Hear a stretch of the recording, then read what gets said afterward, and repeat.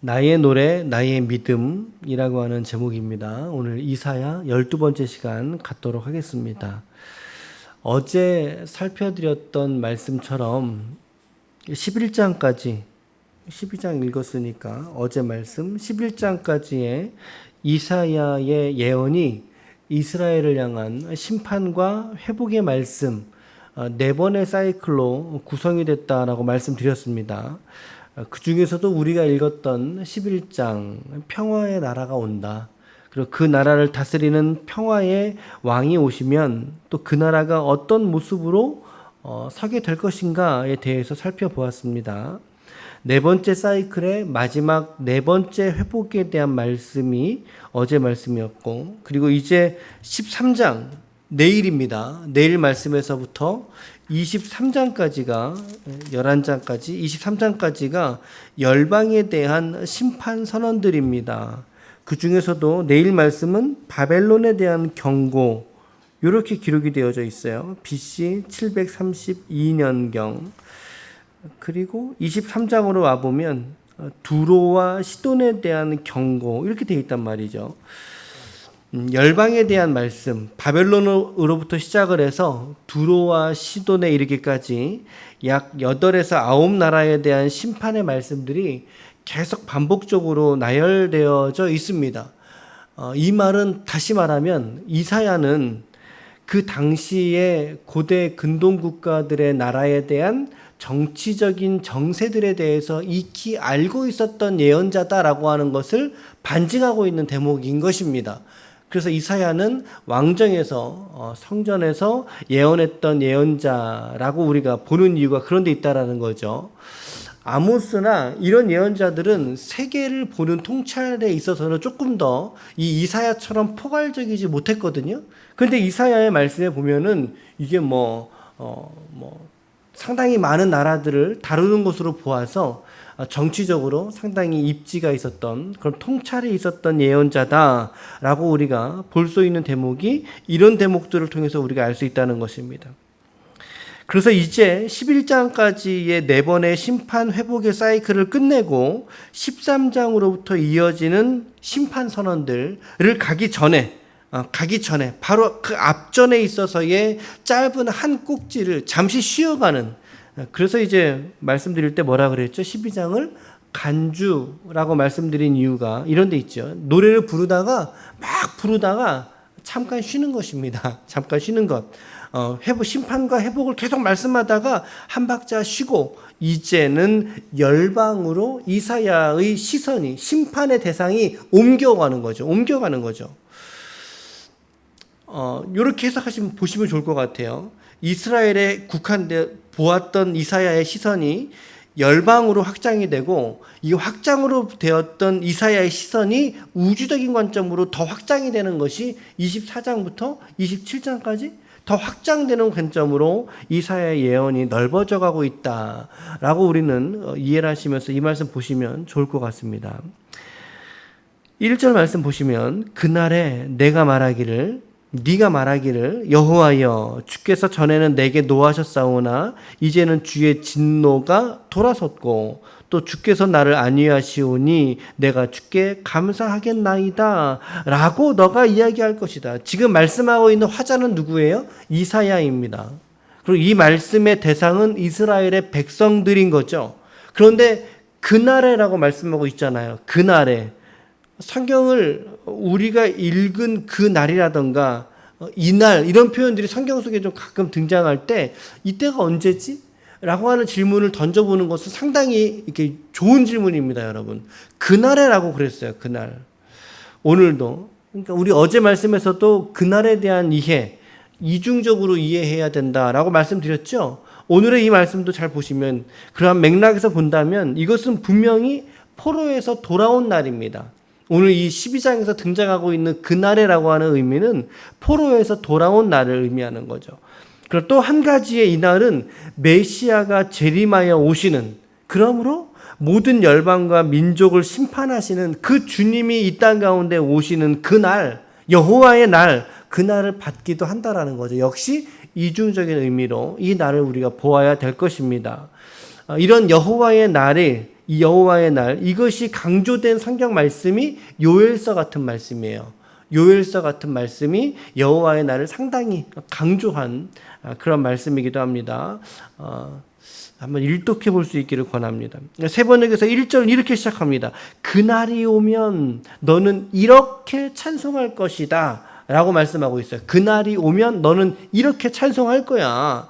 그러니까 뒤에 오는 문단은 하나님을 찬송을 기리거나 그런 성격의 말씀이라는 것을 우리가 알게 됐죠. 무엇이라고 찬송한다고요? 내게 노하셨으나 지금은 그 노를 돌이키셨다. 하나님이 마음을 바꿔주셨다.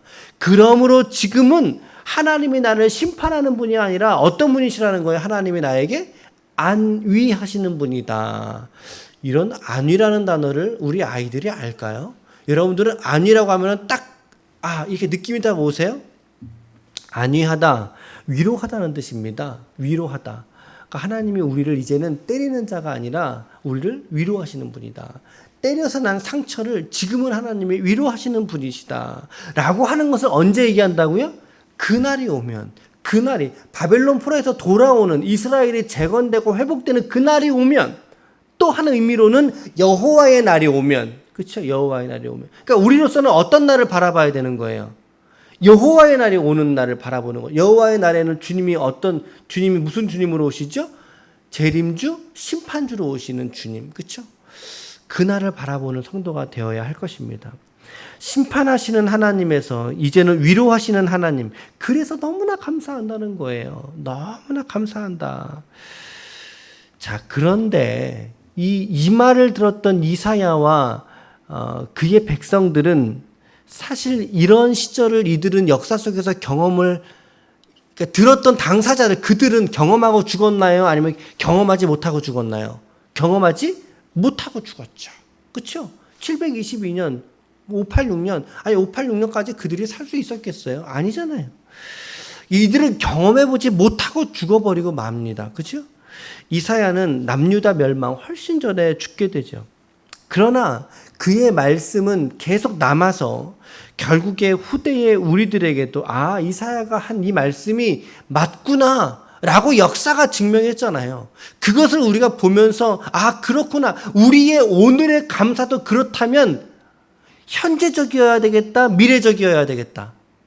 그렇죠. 미래적이어야 되겠구나 라고 하는 적용을 우리가 발견하지 않습니까? 여러분, 이사야도 이렇게 너희가 감사할 거야 라고 말했지만 자기도 죽었다니까요. 자기 시대에 경험하지 못했어요. 그렇다면 오늘 우리는 2차 독자잖아요. 이 시대에 우리가 이 말씀을 본다면 그렇구나. 성도의 감사는 현재적을 뛰어넘어서 미래적이어야 하는구나 라고 하는 것을 우리가 깨달을 수 있기를 축복합니다. 우리의 감사도 마찬가지라는 거죠. 우리가 눈으로 듣고 보고 만진 바 된 현재적인 것만이 우리의 감사 제목이 아니라는 거예요. 무슨 말입니까? 지금은 아닐 수 있다는 거죠. 지금은 내 삶의 상황, 여건, 내 환경들은 아니라는 거죠. 그러나 하나님의 때가 오면, 하나님의 예비하신, 하나님의 약속하신 그 때가 오면 어느 순간 반드시 하나님께서 이루어 주실 거야 라고 하는 그 제목 앞에, 우리의 제목 앞에 우리가 믿음으로 반응하면서 감사할 줄 아는 것이 어떻게 보면 더욱 온전한 성도의 감사일 수 있는 줄 믿습니다. 아멘. 아까 우리 차 타고 이렇게 오다가, 차 운행하고 신영 집사님하고 같이 오다가 김도진 성도님 이야기를 잠깐 나눴어요. 어제 오셨잖아요. 제가 성도님 가시면서 인사를 이렇게 했어요. 성도님, 저는 성도님이 오시는 게 제일 좋아요. 그렇게 제가 말씀을 드렸거든요. 이제 그 아내분도 계셔요. 그래서 이제 이주연 집사님께서 아내분도 같이 오시면 얼마나 좋겠느냐고 그런 기도 제목을 잠깐 나누셨다는 이야기를 해주셨어요. 얼마나 좋겠어요. 그러니까 우리의 감사는 무엇이어야 될까요? 어떤 성도가 지금 당장 혼자도 오지 못하시는 연약한 성도가, 그러나 하나님이 예비하신 때가 오면 무엇입니까? 그의 아내와 그의 자녀들이 하나님께서 부르신 언약의 백성이 될 줄로 믿는 것, 그 믿음 가지고 하나님께 감사하는 것, 이것이 저와 여러분들의 감사가 되어야 할 줄로 믿습니다.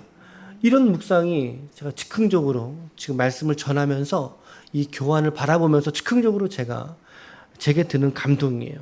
여러분, 오늘 이사야 말씀 보세요. 그렇게 감사할 것을 말씀하고 있잖아요. 오늘 여러분과 저는 어떻습니까? 오늘 우리의 감사가 너무나 현재적인 것에만 우리가 이렇게 눌려 있는 것은 아닙니까? 하나님, 내가 돈이 없는데 어떻게 감사해요? 그렇지 않다라는 거죠. 내 생활이 어려운데 어떻게 감사해요? 내 인간관계, 내 사회적인 생활.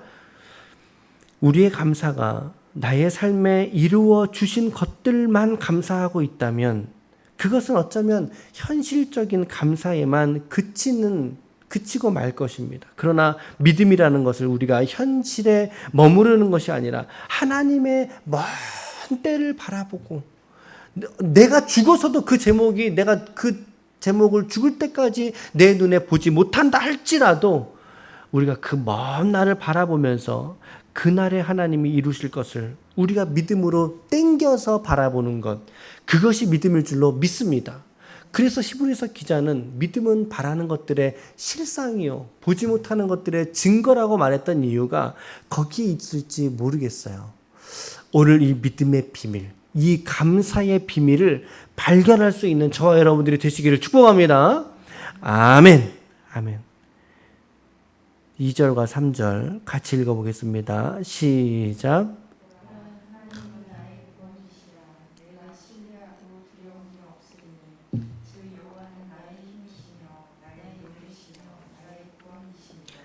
그러므로 너희가 기쁨으로 구원의 우물들에서 물을 기르리로다. 여러분, 2절과 3절 잘 묵상해 보시고 잘 꼼꼼히 씹어서 읽어보십시오. 얼마나 이 정서가 아름답습니까? 얼마나 오묘하고 신비롭습니까? 너희가 기쁨으로 구원의 우물들에서 물을 기르리로다. 할렐루야. 여러분, 구원의 우물에서 물을 깃는다면 그 우물에서 뭐가 길러질까요? 여러분들이 다양하게 묵상할 수 있어요. 다양하게 하십시오. 여러분, 그 구원의 우물이라 그랬잖아요. 그 곳에서 길러지는 것은 구원이겠죠. 아니, 그냥 저는 관찰한 내용을 말씀을 드리는 거잖아요. 그렇죠? 거예요. 구원의 우물에서 물을 기르니까, 그러니까 거기서 맞아요. 생수도 되고 우리의 흡족한 우리의 삶의 열매도 될 수 있어요. 예. 근데 본문의 말씀은 구원의 우물이라 그랬단 말이죠. 그러니까는 거기서 깃는다면 구원이 길러질 거예요. 구원과 생명이 계속해서 길러지지 않겠습니까? 여러분, 2절 같은 고백은 특별히나 시편에서 많이 발견되죠. 시편 27편 1절에 보니까 여호와는 나의 빛이요 나의 구원이시니 내가 누구를 두려워하리요. 여호와는 내 생명의 능력이니 내가 누구를 무서워하리요. 여호와는 나의. 여러분들에게 여호와는 어떤 분이십니까? 자녀들이든 또 여러분들이 섬기는 단톡이나 또 이런 내용이 있다면 이런 내용들 우리가 릴레이하면 참 좋을 것 같아요. 나에게 여호와는 나의. 여러 가지의 나눔을 가질 수 있는 주제이기도 하죠. 이어서 3절 계속 보면 기쁨으로 구원의 우물들에서 물을 기르리로다. 자, 여러분 이런 거 생각해 보세요. 우물에서 물을 기르잖아요. 이 물을 일주일에 한 번 기르러 가면 되나요? 여러분들 시골에서 여러분들 생활을 해 보셨을지는 모르겠는데 저의 그 아버지 시골은 전남 영광에 있어요. 백수에 있는 순화골이라고 하는 조그만 그 성씨 촌락이에요. 지금 두 가구가 살고 있는데 거기 그 할아버지 집 마당 지금 폐가예요. 그 집 마당에 내려가 보면 이게 네모나게 한 피아노 정도가 조금 2개 정도 되나? 이 정도 되는 우물이 있어요. 진짜 우물이 있어요. 근데 그 우물은 일주일이 아니라 사실은 매일 가서 퍼야지만 그 물이 생수가 되는 거 아세요? 그 물을 그냥 두면 고이는 물이 되고 썩이는 물이 돼요. 그 물로 내려가서 매일마다 퍼야 돼요. 매일마다 퍼야 돼요. 저희 할아버지나 할머니가 저도 오랫동안 산 건 아니지만 며칠 동안 있을 때라도 계속해서 날마다 내려가서 그곳에서 물을 떠다가 물을 길르신 것이 저는 기억이 나요. 우물에 물이 고여 있으면 안 된다라는 거죠. 여러분, 이 진리가 우리에게 주는 교훈은 뭘까요? 우리들도 이 우물로 날마다 물 들어가는 인생이 되어야 한다라는 거예요. 그래야 구원과 감격과 생명이 날마다 길러지는 거지. 일주일에 한 번 우물에 가서 혹은 한 달에 한 번 우물에 가서 우리가 거기서 탁도가 순도 있는 깨끗한 우물을 거기서 건져온다? 그거 어려운 거라는 거죠. 어려운 거. 저는 그래서 그런 생각을 해보는 거죠. 이 구원의 우물은 날마다 우리가 찾아가야 될 말씀의 자리구나. 우리가 날마다 찾아가야 될 우리의 기도의 자리이구나 라고 하는 것 저는 생각해 보게 됩니다. 지금이야 물 받아놓고 냉장고에 넣어놓고 얼마든지 먹지요. 하지만 이 시절에도 이 물은요, 날마다 들어가지 않으면 비축해 놓은 물은 금방 상하거나 없어지는 그런 물이 되고 말 거라는 거죠. 이 물이 어떤 물입니까? 구원의 우물, 그리고 기쁨의 우물이에요. 오늘 여러분들에게 이 구원의 기쁨이 날마다 경험되어지는 진리의 고백이 될 수 있기를 축복합니다. 여러분도 날마다 구원의 기쁨을 회복할 수 있는 성도의 삶이 되시길 바라요. 이 구원의 하나님을 노래하는 인생이 될 수 있기를 축복합니다. 이것이 나의 노래죠. 이것이 나의 믿음 아니겠어요? 4절에 그날에 또 4절에 그날 나오네요. 너희가 또 말하기를 여호와께 감사하라. 그의 이름을 부르며 그의 행하심을 만국 중에 선포하며 그의 이름이 높다라고 하라. 5절과 6절 다 같이요. 여호와를 찬송할 것은 극히 아름다운 일을 하셨음이니 이는 온 땅에 알게 할지어다. 시온의 주민아 소리 높여 부르라. 이스라엘의 높으신 이가 너희 중에 크심이니라 할 것이니라. 여호와께 감사하라. 그러면서 그의 이름을 부르면서 그의 행하심을 심판과 구원입니다. 이것이 신약적인 용어로 표현해 본다면 예수님이 보여주신 십자가, 복음의 역사입니다. 십자가와 복음. 이 복음의 역사를 모든 나라 중에 선포하라 라고 말씀하고 있지요. 오늘 우리를 통해서 하나님께서 찬송 받으시고 높임 받으시기를 축원합니다. 이를 온 땅이 알게 하라 라고 성경이 명령하고 있습니다. 여러분, 복음의 사명은 우리의 선택 과제가 아니라는 것을 발견해야 됩니다. 복음의 사명은 선택의 과제가 아닙니다. 필수 과제입니다. 필수 과목입니다. 말씀 보세요. 제가 하는 얘기 아니잖아요. 전도회에서 사람들을 데려다가 예배당을 채워서 성도를 늘려라 그런 이야기를 하는 것도 역시 아닙니다. 우리의 존재에 관한 질문입니다. 우리의 존재가 어떤 존재가 되어야 하느냐라고 하는 질문의 답변이죠. 뭐예요? 여호와께서 아름다운 일을 너희에게 행하지 않으셨느냐. 그 일을 온 땅이 알게 하는 것이 바로 우리를 부르신 부르심의 목적이고 우리가 살아가야 될 이유가 바로 여기 있다라고 하는 거죠. 저는 이 구절 묵상하면서 베드로전서 2장 9절로 이어지죠. 한번 찾아보면 좋겠네요. 베드로전서 2장 9절 우리 같이 읽겠습니다. 우리 베드로전서 2장 9절 신약성경 379쪽 다 함께요. 시작. 그러나 너희는 택하신 족속이요 왕같은 제사장들이요 거룩한 나라요 그의 소유가 된 백성이니 이는 너희를 어두운 데서 불러내어 그의 기이한 빛에 들어가게 하신 이의 아름다운 덕을 선포하게 하려 하심이라. 아멘. 예전 성경에는 뭐라고 되어 있어요? 선전이라고 되어 있어요. 상당히 더 원색적으로 표현되어져 있거든요. 여러분, 구약과 신약이 기가 막히게 만나는 장면 아닙니까? 이 장면이. 여러분, 하나님께서 여러분들에게 하신 일이 뭡니까? 사람마다 우리가 간증은 다 다를 수 있지만 그 부르심은 한 가지죠. 우리를 구원하신 일 아닙니까? 우리를 십자가에서 아들 예수의 피로써 우리를 사신 그 일 아닙니까? 그래서 오늘 6절 말씀에 이것을 소리 높여 부르라고 말씀하고 있잖아요. 이스라엘에 거룩하게 하신 이가 너희 중에 크심이다 라고 담대하게 선포하는 인생들이 될 수 있기를 바랍니다. 아무리 세상의 산이 험준하고요, 벽이 높아 보일지라도 그것은 하나님의 시선 아래에 있는 아주 작은 것밖에 되지 못합니다. 왜요? 하나님이 그들 중에 훨씬 크시거든요. 하나님이 더 크시거든요.